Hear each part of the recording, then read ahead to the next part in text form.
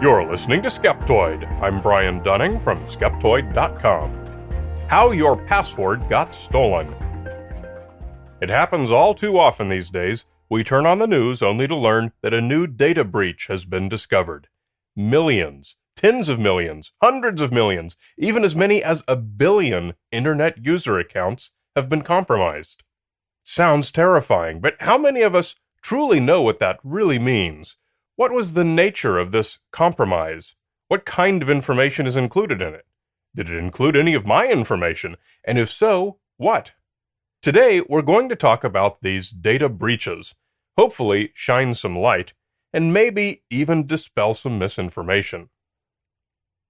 First of all, I'm just going to say this, because even though many of you don't care, some of you get quite passionate about this one point. What movies call hacking and hackers are actually cracking and crackers. A hacker is a talented programmer and usually a good guy. A cracker is someone trying to break someone else's security and is usually a bad guy. So stop saying your password got hacked.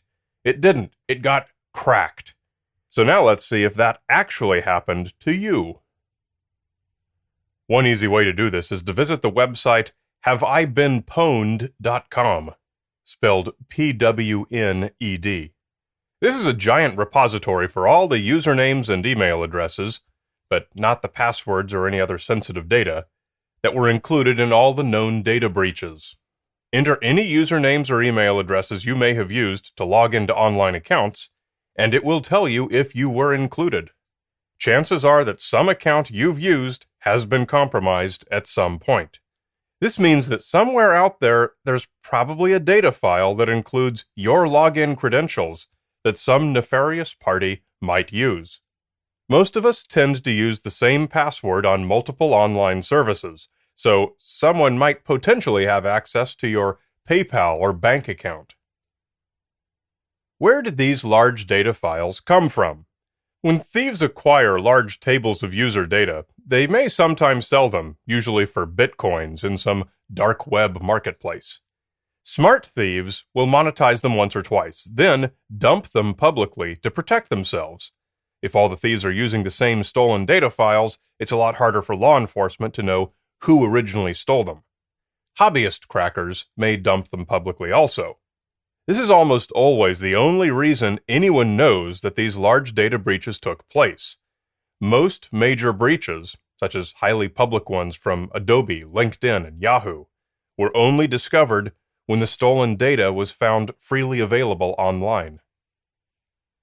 What that data consists of depends on who it was stolen from and how it was formatted. It's usually a table of usernames or email addresses, plus a hashed password. Other fields are not often included because they're of little value to the crackers. What they want is login credentials. So let's talk about what a hashed password is. Let's say your email address is jane@yahoo.com and your password is 123456. If Yahoo simply stored both those terms in their database as is, then it would be easy for anyone who gets their hands on the database to go to any computer and log in with that email and password. So what most companies do instead is to only store a hash of the password, and Jane is the only person in the world who knows that 123456 is the original password associated with that hash. A hash is a long alphanumeric string that's the result of a one-way mathematical function.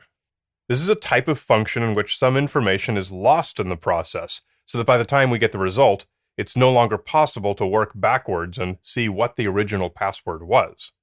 There are a number of hashing algorithms, and a very few that are the most popular and almost always used.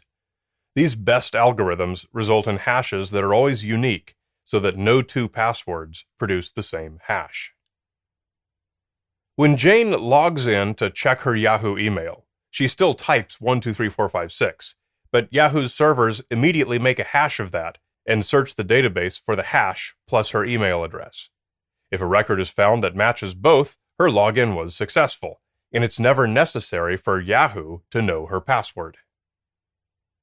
Theoretically, hashing a password makes it impossible for anyone to get your password. But in practice, Clever thieves have worked a way around this. Many people use common passwords, not only 123456, but also strings like password, QWERTY, ABC123, football, 111111, Jesus, and others. What thieves do is run these through the popular hashing algorithms and create their own table of passwords and the associated hashes. This is called a rainbow table and allows reverse lookups.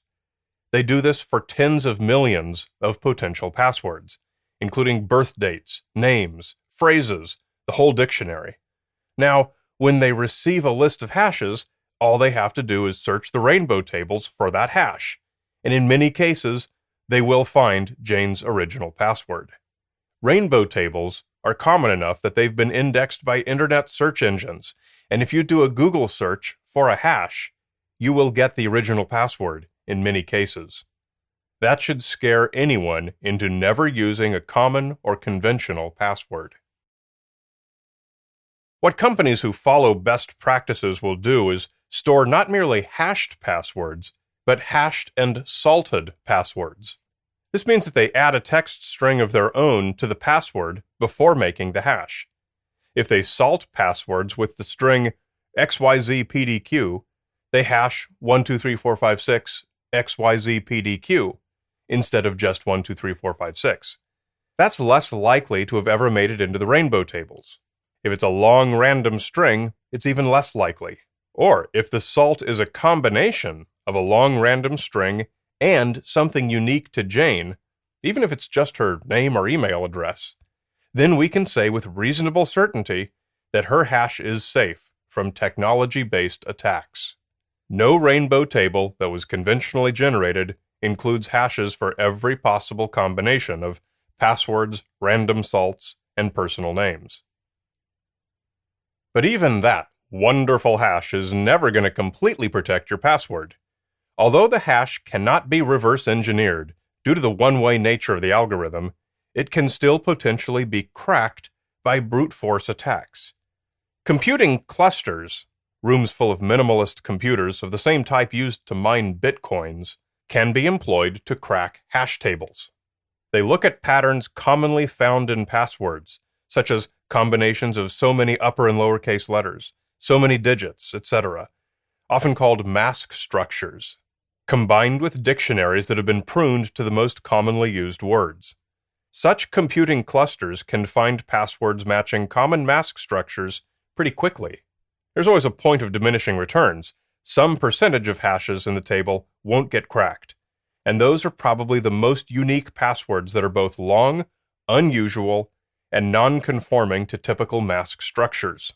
But be very aware of the fact that this computing power will always increase, and the security of all hashed passwords will always continually decrease. So how did the thieves get their hands on these hashed password tables to begin with? Well, the truth is we rarely find out how they were stolen. Many of them are inside jobs. A data center employee exports a database table onto a USB stick and literally walks out the door. Data thieves actively solicit such activity and pay for it. Sometimes thieves can gain access to a key employee's credentials and access the data that way. These credentials might be gained by social engineering. For example, someone poses as a help desk employee and asks them for it, or by a technique called spear phishing, which is a targeted version of a phishing attack, spelled P-H-I-S-H. Normal phishing is not targeted. Billions of spam emails are sent out, usually appearing to be from PayPal or some financial institution, asking you to log in and verify your account. Of course, the website that email takes you to is not the real one. It's a sham set up to look like PayPal, and you enter your credentials, which delivers them directly to the thieves, who can then log into the real PayPal and send themselves money out of your account. Spear phishing is a targeted and refined version of this, going after specific employees who have the desired access, and can result in outside thieves gaining whatever credentials they need to access huge corporate data files. There's very little you can do to prevent the thieves from obtaining these publicly posted data files that may include your information. It will happen, and for many of us it already has happened. But here's a short list of things you can do to minimize the harm to yourself in the future. First, don't fall for phishing emails. The newest web browsers will often alert you if you access a sham version of a sensitive website. But don't depend on that. Use your own bookmarks to access sensitive websites and don't rely on the links you're emailed. Look at the URL carefully and be sure you are where you think you are.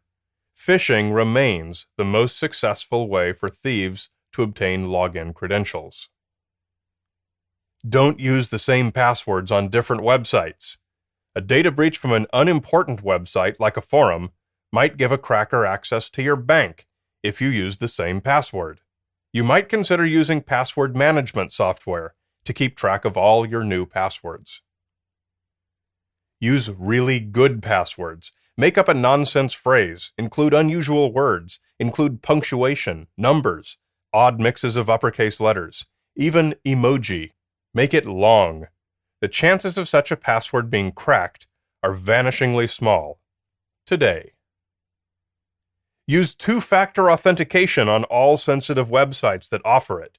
This is usually where they send a text message to your cell phone when you try to log in, giving you a second code you have to enter.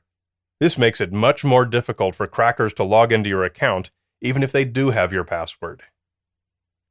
Never submit a login form that includes your password if your browser does not show a padlock icon indicating the form is encrypted.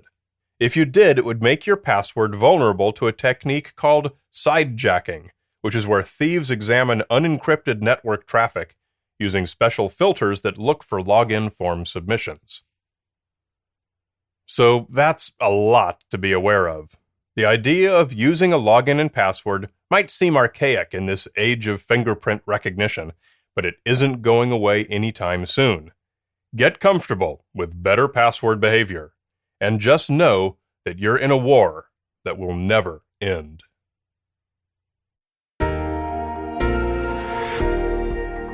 Those who support Skeptoid with monthly micropayments can get a USB drive containing all the media we've ever produced. Not just this podcast, but all the video series, movies, songs, everything else. Come to skeptoid.com/support to get yours today. You're listening to Skeptoid, a listener-supported program. I'm Brian Dunning from Skeptoid.com.